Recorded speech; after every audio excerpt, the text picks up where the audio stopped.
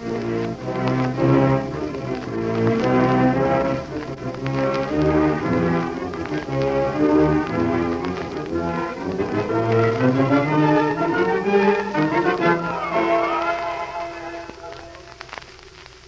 most delightfully fascinating character in the realms of mystery, Charlie Chan.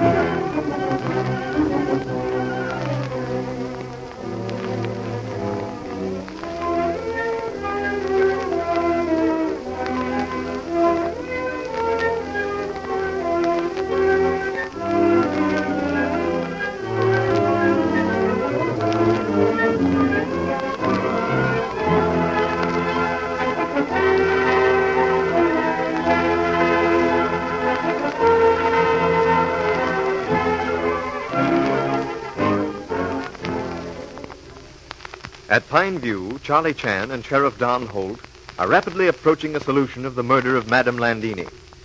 One by one, the various suspected persons are being trapped into admitting that they lied.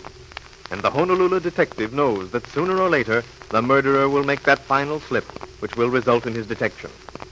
The inspector, seeking in his mind a reason for John Ryder's unnecessary lie of the day before, walks into the study to find Romano and the sheriff talking, while Leslie Beaton, seated by the window, appears immersed in a magazine. Ah, Mr. Romano. Did not know you were in study. Romano has been pleading with me, Inspector, to allow him to go to New York. You see, Mr. Chen, I have been speaking with, an attorney. He tells me, Mr. Romano, you do not have to remain at the Pine View. If the sheriff or Inspector Chan wish to arrest you, that is different. But they cannot order you to remain. Is that correct, Mr. Chan? Quite correct, Mr. Romano. And to arrest me for the murder of Ellen Landini would be serious business for you, since I am not guilty. It would be, as you say, serious business. Then I do not see any necessity for remaining. I shall leave Pine View. But, Mr. Romano, that would be very dangerous for you. And you see, Mr. Romano, I should feel very guilty about permitting you, a great opera impresario, to walk blindly into danger. What do you mean, Mr. Chan? At one time, Mr. Romano, you told me that perhaps you had information which, while we might not realize it, would prove who murderer is. Do you recall? Yes. Yes, that is true. And you must also realize that while we may not know what that particular piece of information is, most certainly the murderer does. Yes, I agree. And further, Mr. Romano, since Dr. Swan was killed because he knew too much, he cannot afford to have the same thing happen to you. So we must request that you remain at Pine View in order to protect you. But you cannot force me to stay. I'm afraid yes, Romano. We shall not arrest you for murder of opera singer, merely arrest you as material witness, whom we are afraid may fall victim to murderer who has already perpetrated 2 vicious killings. But, Mr. Chen... Surely, Mr. Romano, you would not bring suit for false arrest when the arrest we contemplate is only for your protection. What do you think, Sheriff? I think you're right, Inspector.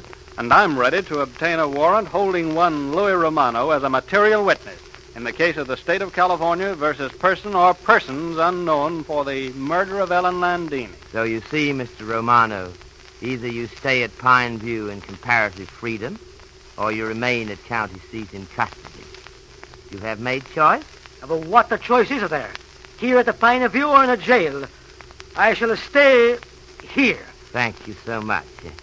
And before you leave, Mr. Romano, have you thought, carefully remembering that if you have information which you have withheld, even after arrest of guilty party, you will have to remain full duration of trial. If, however, you see fit to be truthful and to tell everything, you may go. very quickly. Perhaps, who knows, tomorrow? Mr. Chan, there is Yes, only... Mr. Romano, there is. There is nothing more. I know nothing.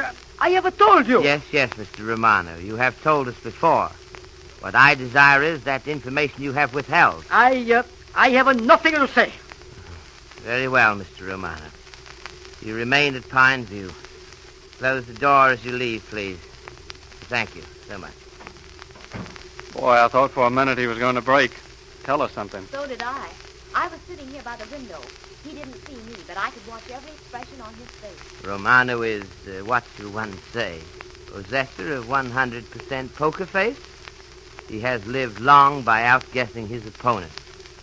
I shall speak with him again before he goes to bed. This time, I shall speak with him alone. Perhaps, who knows, little game of cat playing with mouse. But this time, Charlie Chan shall assume role of cat, not of timid mouse. Well, I hope you learned something.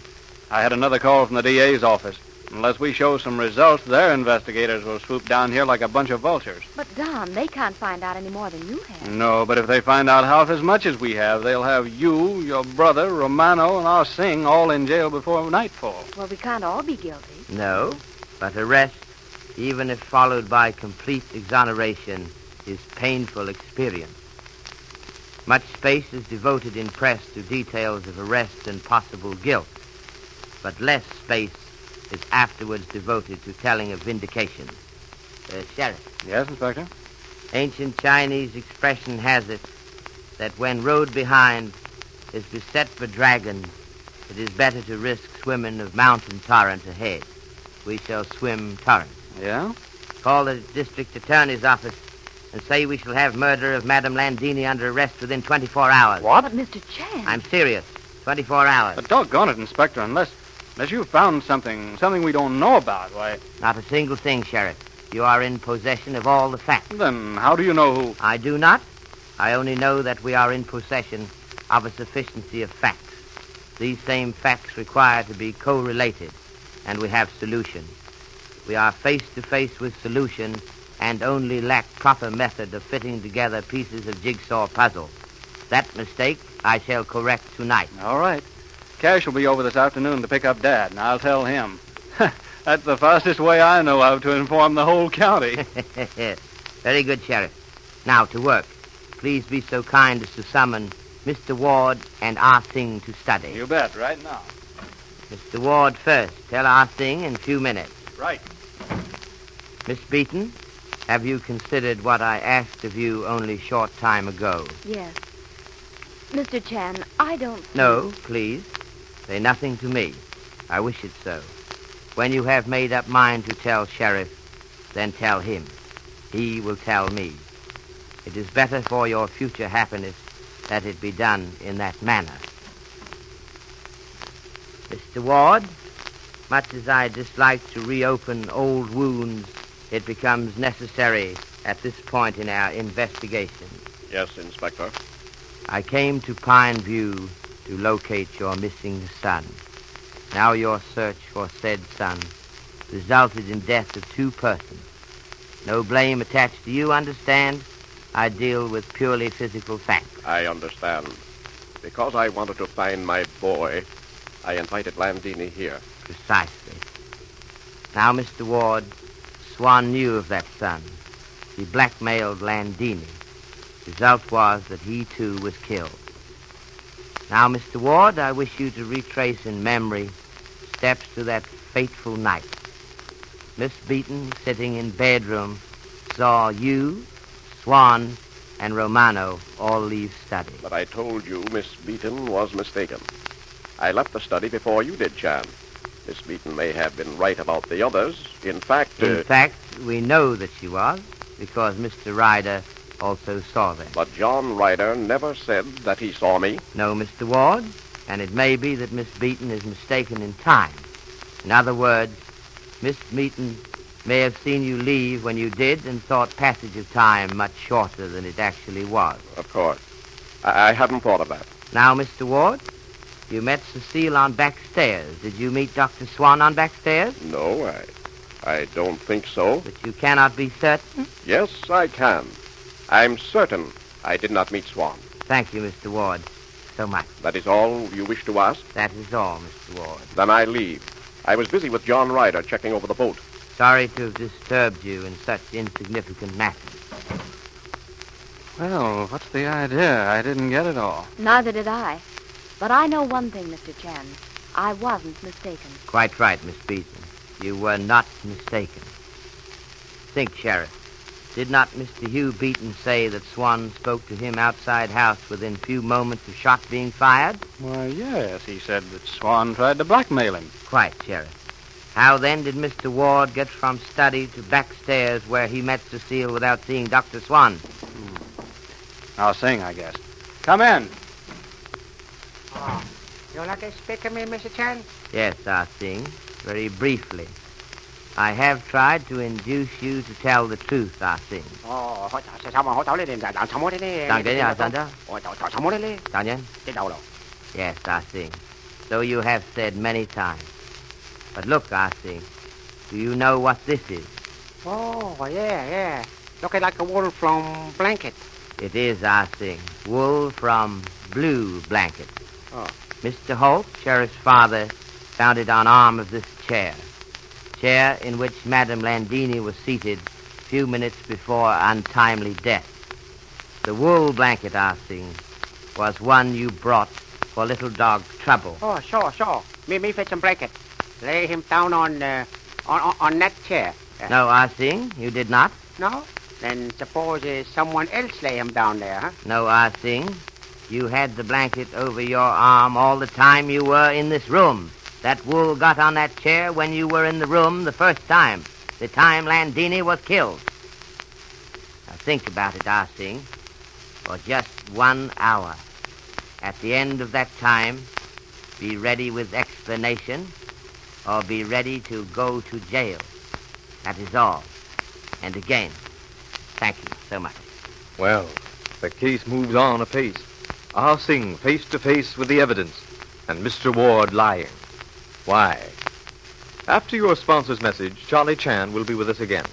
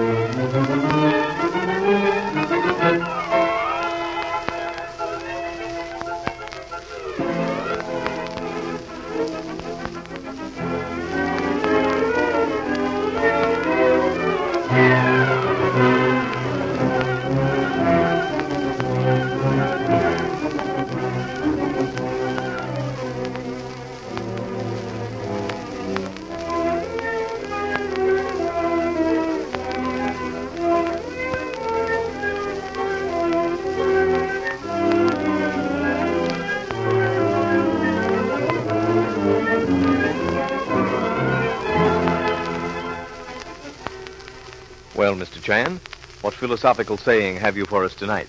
I have been thinking much on discontented attitude of certain people. Yes, Mr. Chan? Indeed, yes, Mr. Wilson. Think when you strive for wealth that you give not liberty for its possession. He is a wretch indeed who, for the sake of a full rice pail, forfeits his right to think, his right to speak, his right to do. He has forfeited that which he sought. Thank you, Mr. Chan, and good night.